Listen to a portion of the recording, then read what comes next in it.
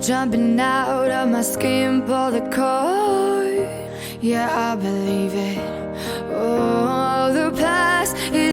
Hello guys! Welcome back again to my channel. This is Mariamy Magallanes Rosales.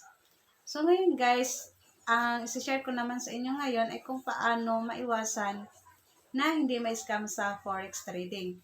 Kasi nga guys, na-scam din ako bago pa lang. Sobrang sakit pero nakamove on na rin dahil kapag lagi mong iniisip, may stress ka talaga.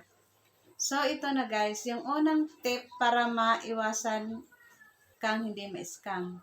So, kapag may nag-a-add friends sa yung taga-ibang bansa na may mga nakalagay na FX trading, i-remove nyo po lahat yun. Dahil kapag ina-add nyo kasi guys, kinonfirm nyo na maging friend, kukulitin ka ng kukulitin. At saka, kapag aalokan ka ng napakalaking halagas, halimbawa, yung token mo magiging 30k, yung 5k mo magiging 50k within 5 days. So, yun ang lagi nilang inaalok guys para maano ka naman. Gagawin nila lahat para maloko ka.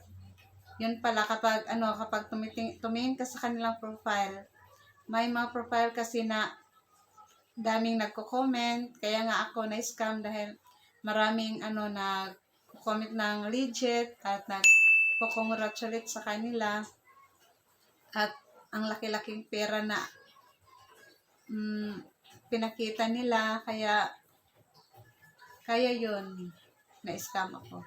Akala ko kasi totoo dahil marami kasi siyang followers at maraming nagko-comment. Yun pala guys ay mga account na ni-hack din nila, na kasama rin nila sa pang-scam. So, yun po ang lagi niyong tandaan guys na at saka yung hindi nakikipag-video call sa iyo guys.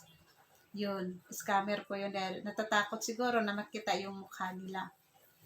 At saka, pangalawa guys, ay yung ipapadeposit ka sa ibang tao guys, yung wallet ng ibang tao. So, dapat sa mismong account mo, mag-deposit ka para hindi ka ma-scam. At sa akin guys, yung naka-deposit ako sa kanila, pagdating sa withdrawal, nanghihingi na naman sila ng withdrawal fee. At nang nakabigay na naman ako ng withdrawal fee, nagpipinding yun, hindi ko na withdraw kasi nga withdrawal pending at dapat daw magbayad na naman ako ng pending withdrawal. So, grabe, litong-lito ako nun. Bakit magbabayad na naman ako ng withdrawal pending? Nagbabayad na ako ng withdrawal fee. So, nag-notify yung company na magbibigay ako ng pang bayad ng pending withdrawal para magiging smooth ang takbo ng aking pag-withdraw. So, yun guys, hindi na ako nagbayad kasi naubusan ako ng pera sa kakabigay ko sa kanila. Scammer nga talaga. Ang daming promises na makapag-withdraw pero yun pala, scam lahat. So yun guys, tandaan nyo. At ito yung company na nang-i-scam sa akin guys. Yung Trusted FX Option. Yun guys.